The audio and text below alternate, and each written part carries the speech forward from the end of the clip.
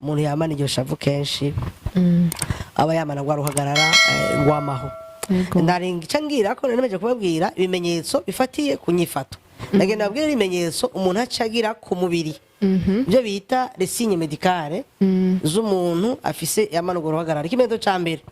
no kwamana umutwe umeneka mudotete muzobona cyane cyane nk'abadamu ugasanga amasakoshi yawe yujemo ibinini ugasanga umuntu yamana ibinini ahari hose ugasanga ufise umutwe wamumeneka ujya mutwe w'uruhande rumwe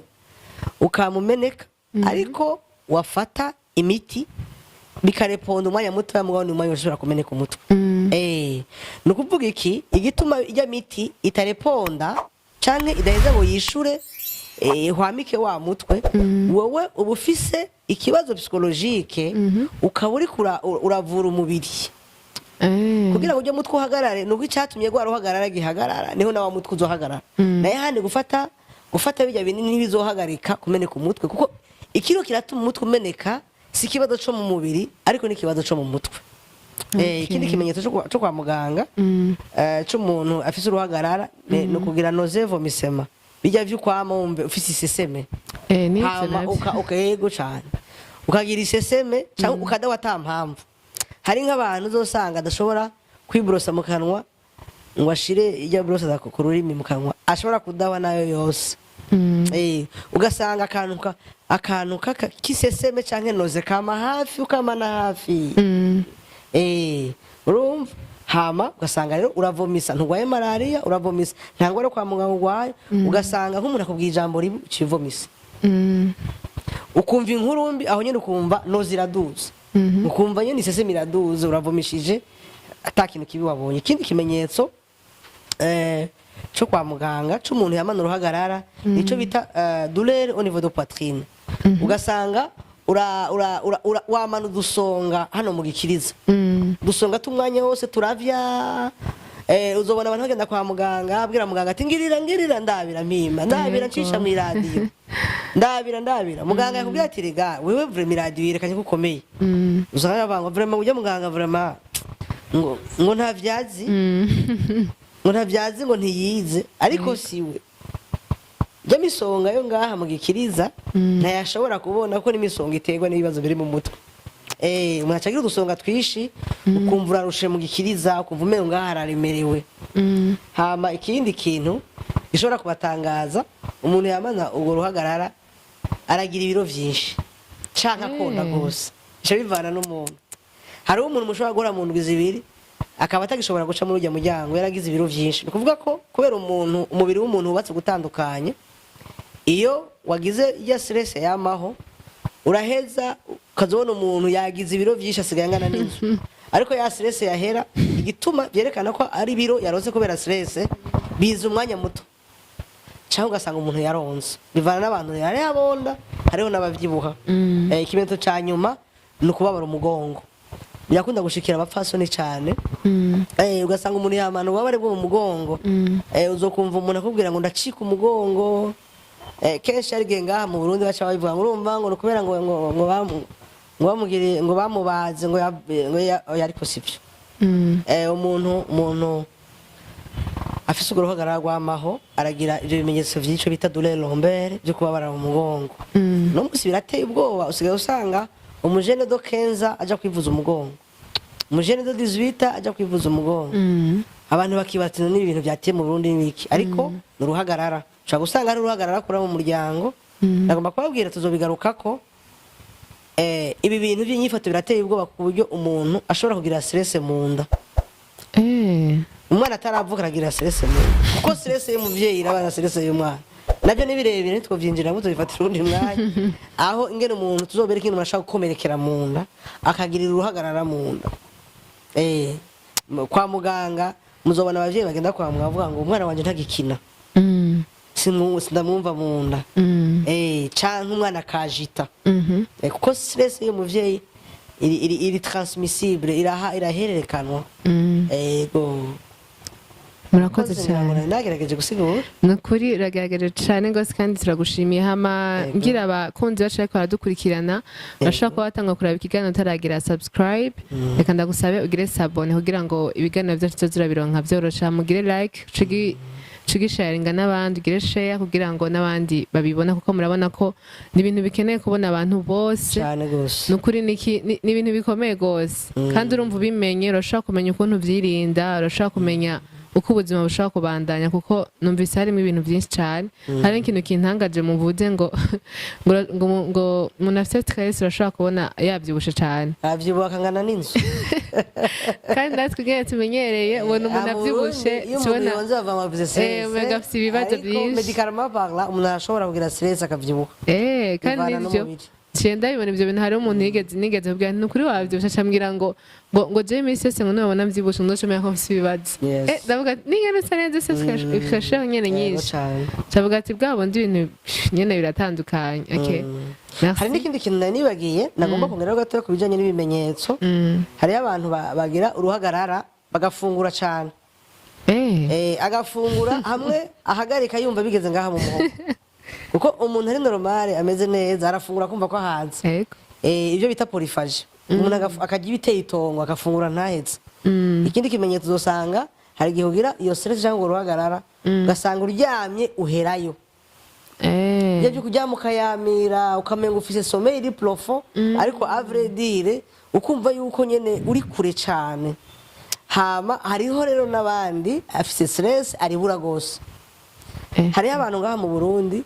ashobora gusinzira barinze kumutera umuti ndabazi batari bakeya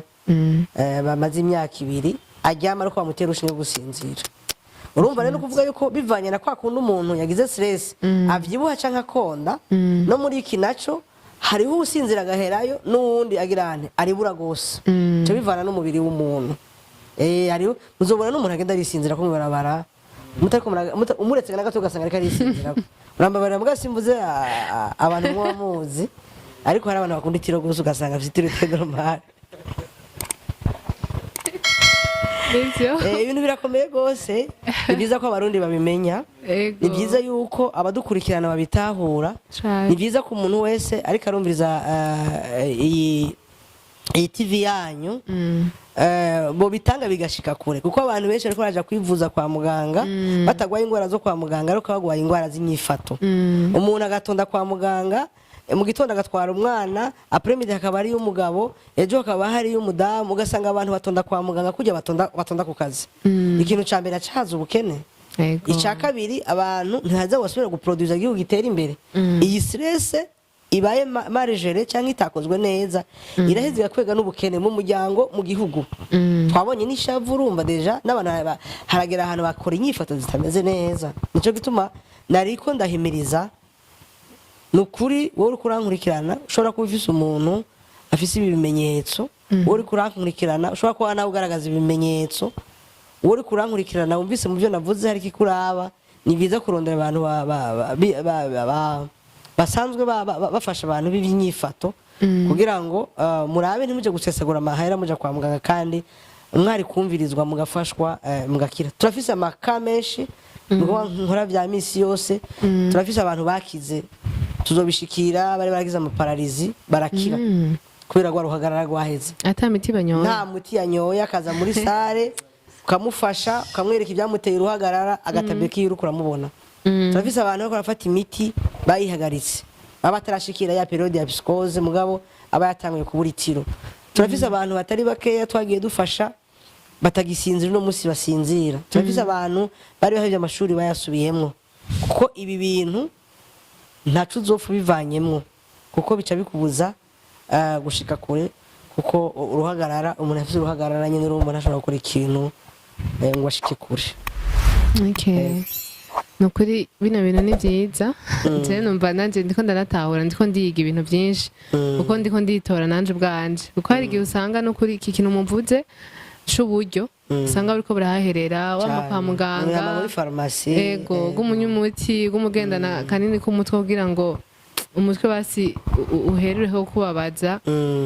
rero twonsaba abanywanyi cyane bacu mumvirize kino kintu natwe turabe ko hari aho twoshika handi mu magara yacu hari aho usanga hari ikintu gihindutse.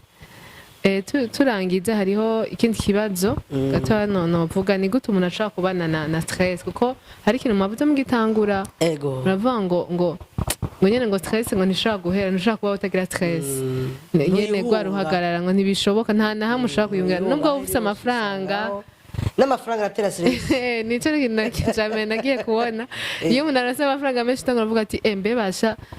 mbe amakamyo yanje ni gute. Urabona nk'ubu umuntu afise ikamyo ziriko zirava Mombasa nk'ubu yaderene n'irikiri isuka tiratembagara amana yanje mbega irayikobero igenda gute asu yaderene isubira kureba kwisuka ariko imbizi zishize nka kuri Paul. Rero stress nta namwe uzoyihungira, umuntu yamana nayo ariko no kumenya ingene murabana nayo kugira ngo ntigutera ingaruka mbi. Ni gute donc dushaka kumenya gute umuntu yobigenza gute kugira ntihagire ikintu yonona mu muryango, ntihagire ikintu gipfa canke mu banki ntihagire uwugira ubangamira, kuko hari igihe usanga ufite stress nk'ubu nyene nashavuye canke izi kikaca vyafecta n'uyu hano ntaco yagize mugabo ni stress yiwanje ibintu biri mu mutwe wanje ugasanga nabigutaye ko wewe ni iki kintu umuntu yokora basi ko wumva bitari buhere kuko turi kwisi none ngene twobana navyo. Murakoze cyane ikibazo ciza nkuko warabivuze. Stress irahanwa ahantu nk'ubu jewe ngize stress ni ngombwa namwe ndabatera stress kuvuga yuko uri muri miliyeskesa utegeza kuba stress. Uri ahantu hagaragaza uruhagarara usanga wagize uruhagarara bisubira rero kuyihunga biragoye. Rero ubwa mbere umuti wa mbere kugira ngo stress mubane ntizohave igutera za ngwara, ikintu ca mbere ni ikintu bita mu gifaransa savoir relativiser. Kurelativiza ni ukuba mu kintu kanaka kitumugira uruhagarara ariko ntugishire ko umutima muremure ukavuga ati ibyo byose ko nafise inyishu ubu nyene inyishu izoboneka ejo.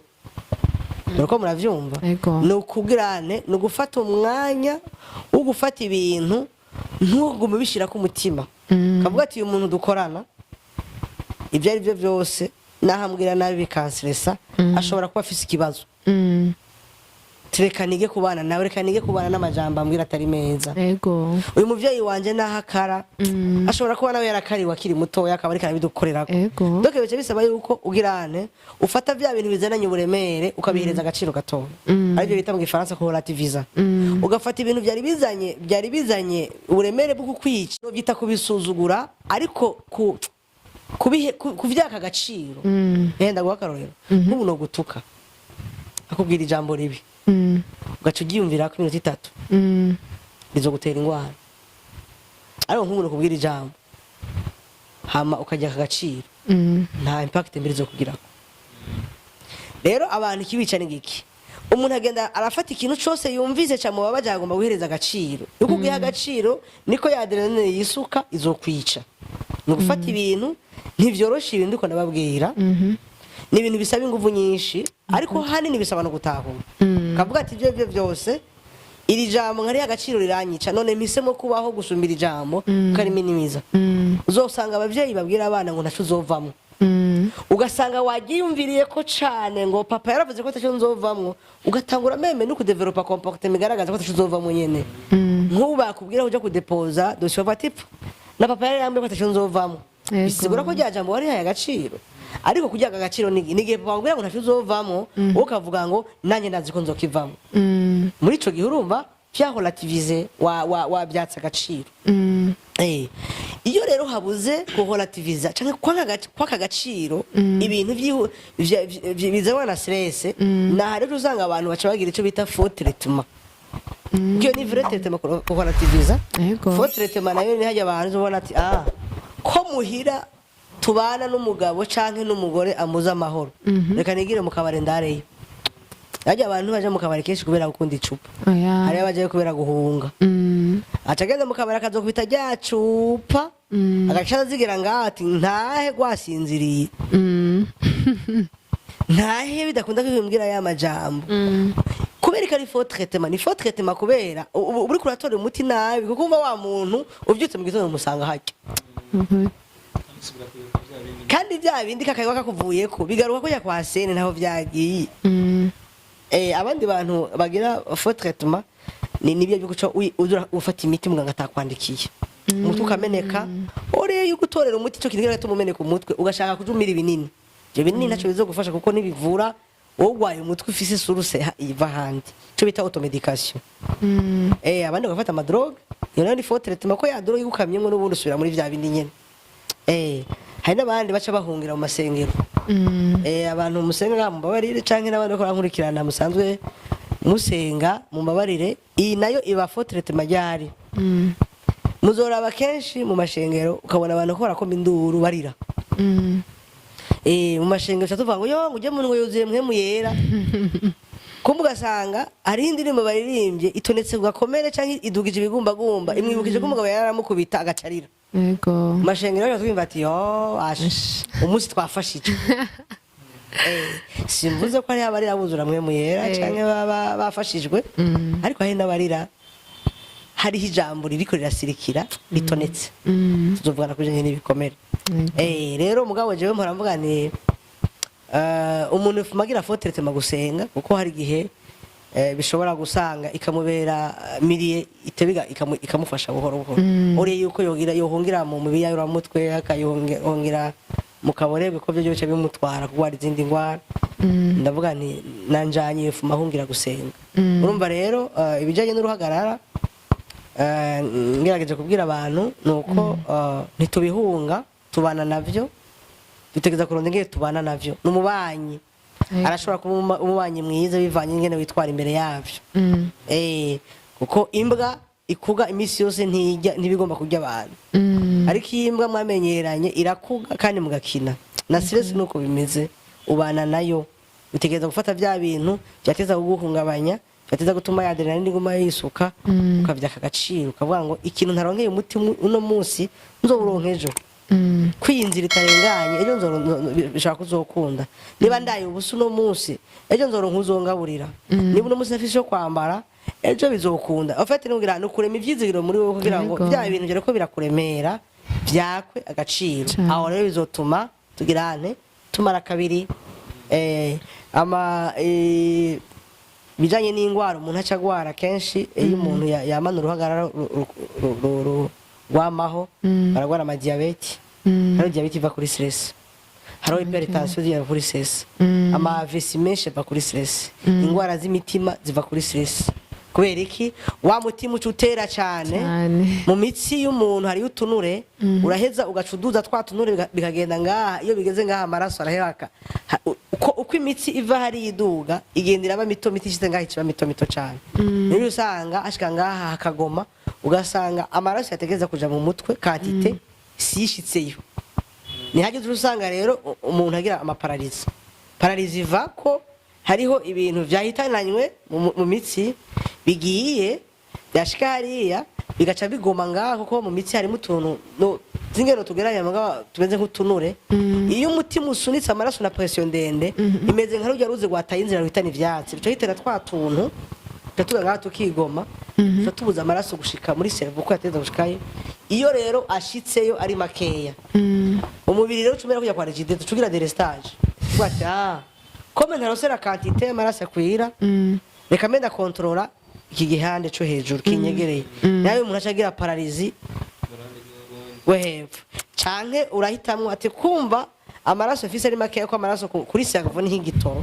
reka menda korodona igihande kimwe nayo ubona umuntu ahindukiza umuntu karaba hirya acagira paralizi iruhande rumwe nakaronda bahaye imiti mifatuko ama diabete bayagwara uko diabete naho hacaba desequilibre muri kajya gahimba ko mubiri gakora isukari kagaca gakora nyinshi cyangwa kareka gukora rusanga iyo ukeneye isukari ukayibura canke kakoze nyinshi kajya gahimba ko mubiri gakora isukari iyo umubiri ukeneye isukari kaca gakora isukari mubiri ukeneye iyo mu mubiri naho isukari kwiye kaca kamanura kugira ntibe nyinshi mu bisanzwe nk'akaregulateur iyo rero umuntu yamana iyo stress ako kantu iregulateur irapfa yumva isukari niba nyinshi ntironka ikiyigabanya niba nkeya niyo nk'ikiduza ntihagire umuntu ashaka guhara amadiyabete rero ugasanga yama ku ma insuline umva insuline ni kugira ngo iziragabanya bya bisukari biguma biduga bitagira ikibigabanya nivyo nobabwira byinshi cyane ariko nibaza kugira ngo bizoba mu kindi kiganiro kizokurikira aho tuzokwinjira cyane gose mu ngwara z'umubiri zifatiye kuri uruhagarara wamaho ariko twise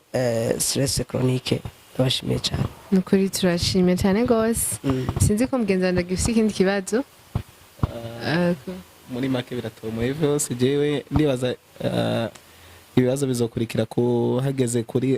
kuri izo vyo vingwara kubera urumva niho ageze akorotira mu kindi kiganiro ndibaza niho abantu benshi bazobatushe cyane kugira rero bamenye neza yuko ibi bintu bihari nkuko nyene yari karabivuga umuhinga yuko benshi biza bibaza tutamenye iyo bizanana kumbe ni za stress ni gwa ruhagarara abantu dufise ndibaza ko yuko bo kwiza barigora bagazara bara bakurikiranira hafi bino biganiro bica ngaha kugira ngo bibafashe nkuko babivuze ubutunzi bw'imiryango dushobore kubuzigama kubera ko kugira ngo twivuze two kwikingira mu kwikingira no gukurikirana bino biganiro by'abahinga kugira bibandanye bidufasha muri make abahinga bari ngaha kugira babandanye badufasha twebwe yego cyane kugira ngo ibintu bibandanye bigenda neza nibaza muri make biratomoye vyose dushikirije nuko akanya nyene kariko karaturiga twizere yuko vuba cyane muzoca mubandanya mukurikirana ibindi biganiro izo ni nka suite izo bari nka suite kugira ngo abantu babandanye baronka umuco neza wo kubandanya bikingira izi stress kubera ko urumva ko stress ni ibintu hanini biprovoka ingorane nyinshi cyane tutari tuzi ni benshi batazi ibi bintu kandi urumva twabirenga ko tubizi ariko tutazi yuko arivyo bidutera ibindi bibazo bisumbirije muri iyo mvo rero reka dushimire cyane cyane umuhinga no mutumire wacu ku nyigisho agerageje kudushikiriza ni ibintu vy'akamaro ni ibintu ngira akamaro mu gihugu cyacu reka sino mu gihugu cyacu reka nimwo kwisi yose abantu bose bashoboye kumva ururimi rw'ikirundi reka nabumva ururimi rw'ikinyarwanda ndazi yuko tudasigana kanini ibi bintu mu bikurikirane cyane kuko bizodufasha twese murakoze cyane ndagushimiye cyane nawe nukuri je nashimiye cyane ko namwatwitavye ariko je ndakuyemo n'ibintu byinshi cyane ndizera neza ko nitwabahamagara ikindi gihe muzotwitaba cyane rwose je ndabikora nk'umuhamagaro ko ndazi ko niba Imana yarampaye ubwo buryo bwo kuvyiga no kubitanga nugira ngo nanje ntange intererano byo gucanyibarutse no ku barundi bene wacu kugira ngo ejo tugire Burundi bufise amagara meza tugire Burundi bufise bumeze neza butama kwa muganga ariko tugira n'Uburundi busobanukirwa ibintu bimwe bimwe bifatiye kuri ibi bijanye n'inyifato bitamenyerewe cyane nejo muntu mene kuri nzoza ndanyaruka cyane yego murakoze kandi mwakoze kudutera iteka kuko hari igihe urondera umuntu bikanga kumuronka kandi atari uko yanse kuza mbwo gasanga yafatiriwe cyane akanya ndazi ko muri mu kazi kenshi mwakoze cyane kwigora ego nkuko mubitwemereye ndazi n'ikindi gihe muzogaruka kandi ni vuba cyane kuko ndazi mwumvise ko yatubwiye yuko hari ibintu bikenewe cyane ku bantu amatemperament birakenewe no mu gihe ushaka kurondera uwo muzubakana kuko ni vyiza cyane ko yabitubwiye ati ni vyiza cyane ko umenya umuntu muzobana temperament yiwe cyangwa uko ameze rero ndabibashimiye kandi ndizera ko nawe ariko baradukurikirana bagiye kugerageza kugira ngo babaye na stress ntibateze ingorane cyangwa babuze ivyo gukora kandi ndabashimiye ko mwumviye umuhamagaro ndabashimiye cyane nanje mbwiye ariko baratwumviritsa ndabateye amatsiko n'inyota kiganiro kizokurikira kizoba gishushe cyane yego mugisangize benshi turashaka like turashaka share kugira ngo ibintu bishobore gushikira abantu benshi bashoboka none babwiye Imana ibahezagire yego murakoze nari ndababaze nk'ubishitse nk'umuntu akaba bakeneye nk'uko mwumva ari byo musanze mukora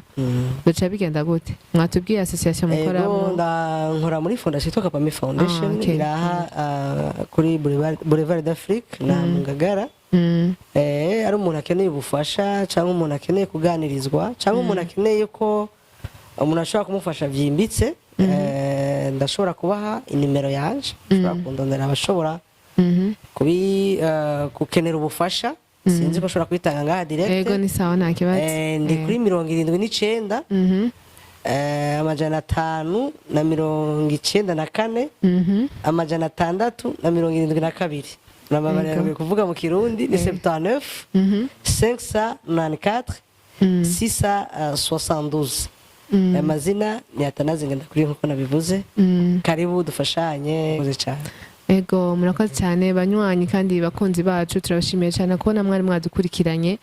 ariko mukomeze kugira subscribe mugira na like mugira na share subscribe niyo sabone kugira ngo uze kumubona ibiganiro by'iwacu kandi ego n'igihe cyose tugize akantu gashasha ukabone kandi turangize tubabwira ko tubakunda cyane kuri mikoni Ariela kandi ndahari ibihe byose ndahari ku bwanyu turi kumwe na Jaja turabakunda cyane gose kandi muri ku mutima nubwo tutababona mwe muratubona muga turabakunda cyane kandi mukomeze kudukurikirana ibihe byose turahari hama mufise ibibazo mugire muri commentaire turashaka kubishura murakoze cyane kuri Peace International TV niyo PITV ikorera hano mu Burundi mwese aho muri hose turabakunda thank you